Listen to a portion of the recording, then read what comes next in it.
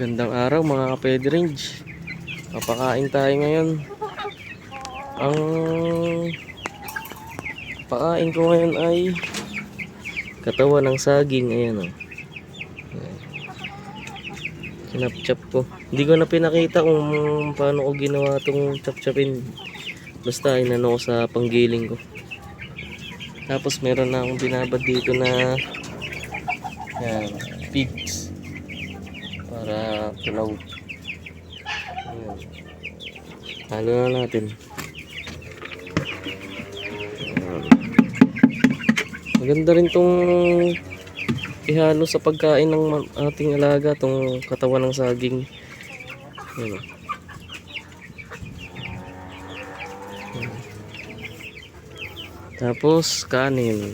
Lagyan natin kanin.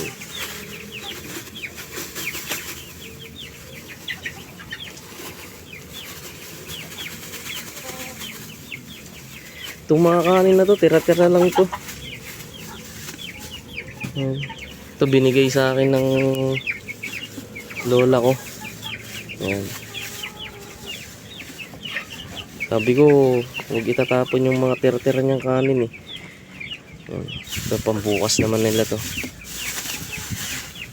Ayan lang. Saluin natin.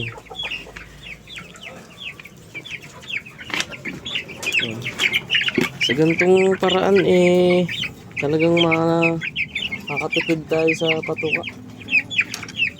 Dahil kung hindi natin gagawin yung ganito, talagang mamumulubi ako.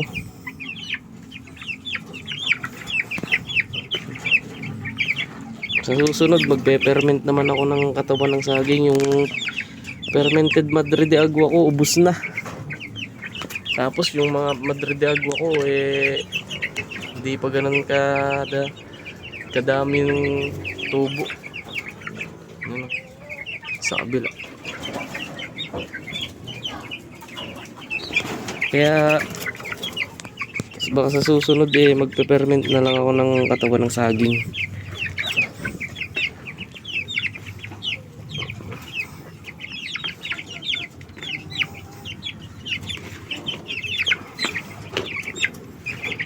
Yan. Ito ay manok dito.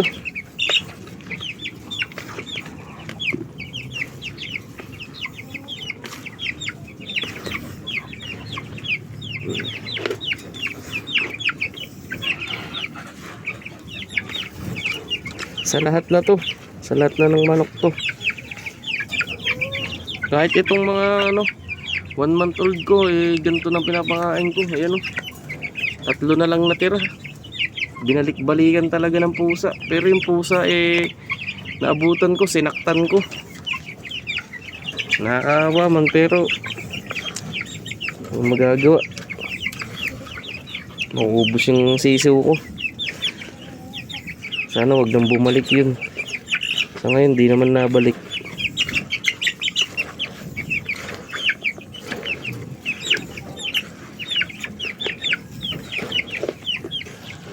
Yan.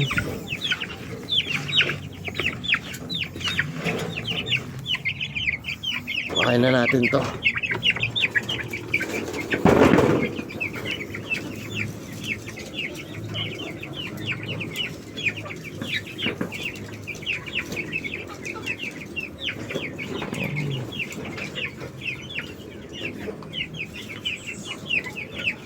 Okay na siguro yan.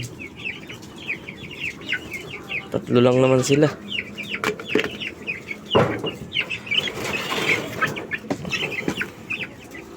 Tignan nyo kung gaano kumain ito yan. Oh, diba?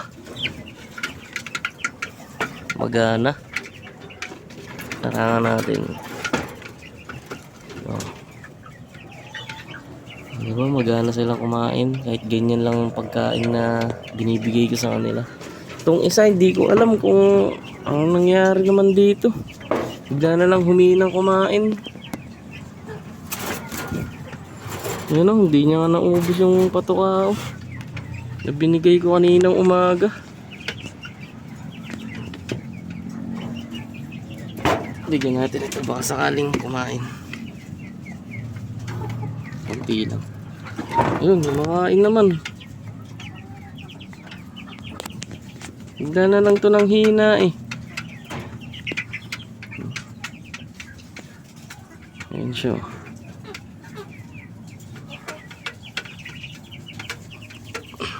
Ito naman tayo sa loob. Ito naman tatlo.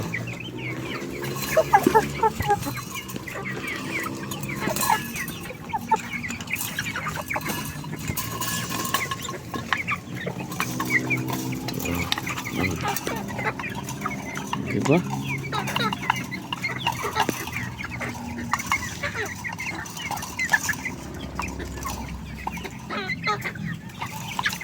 Samahin, diba?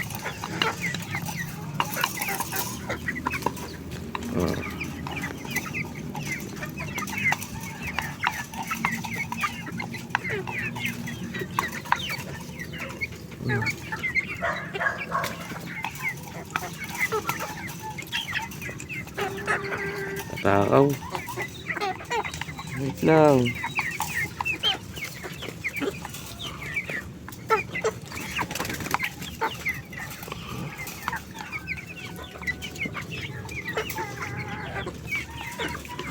Ito sa loob.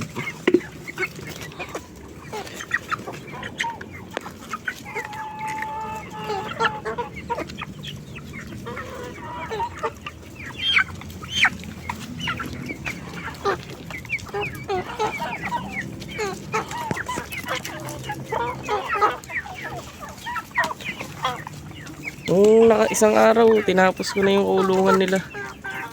Ayan o. May bubong na. Ayan, pinto na lang kulang. Kaya lalagyan ko ng pinto yan para pag naulan, ikukulong ko sila. Hindi sila mababasa. Ayan.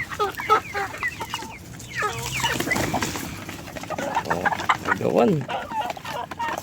Gusto nila, diba?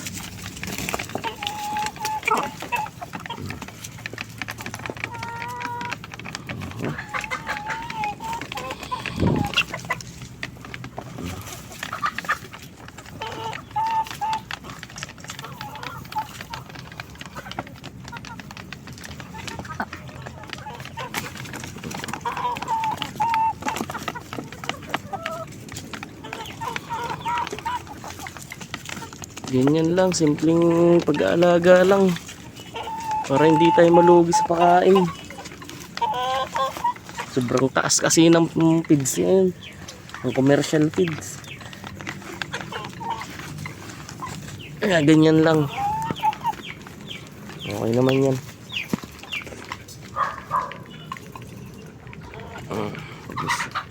Busog na yan.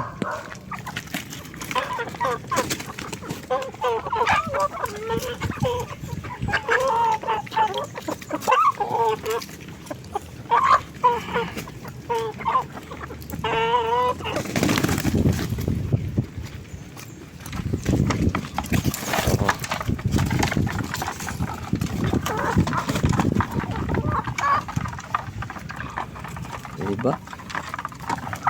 Magagana silang kumain kahit ganyan lang yung pakain natin.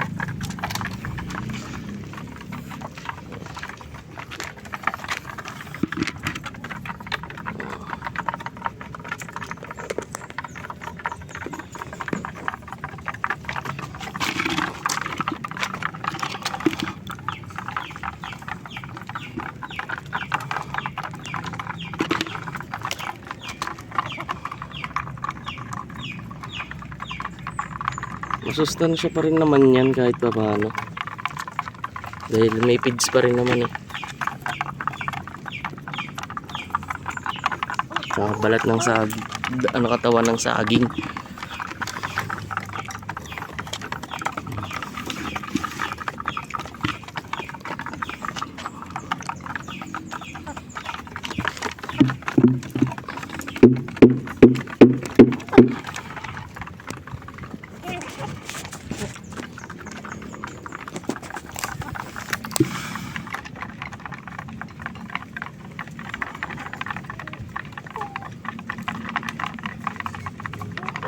Malakas kumain yan.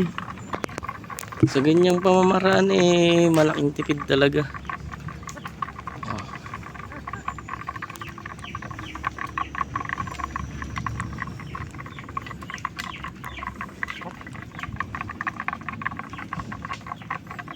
Kaya ba mga kapede range, anong ginagawa nyo para makatipid din kayo sa patuka?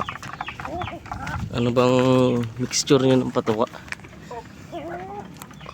Baka pwedeng mag-comment naman kayo para pag-usapan natin.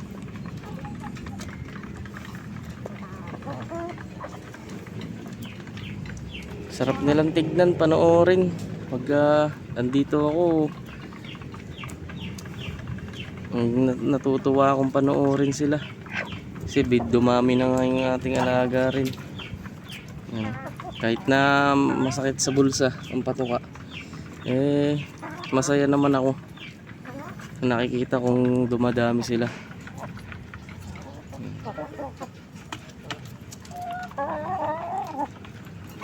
Diba?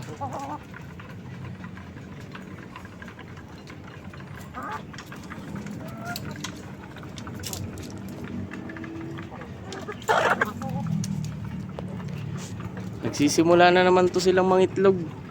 Nawala na ang taghangin Baka sa susunod na buwan makakapagsalang na uli ako ng itlog. Busog na yung mga yan.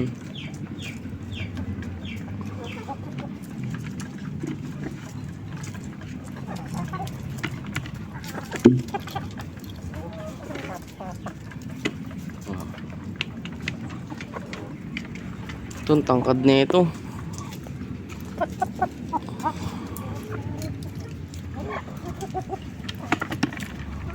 Busog.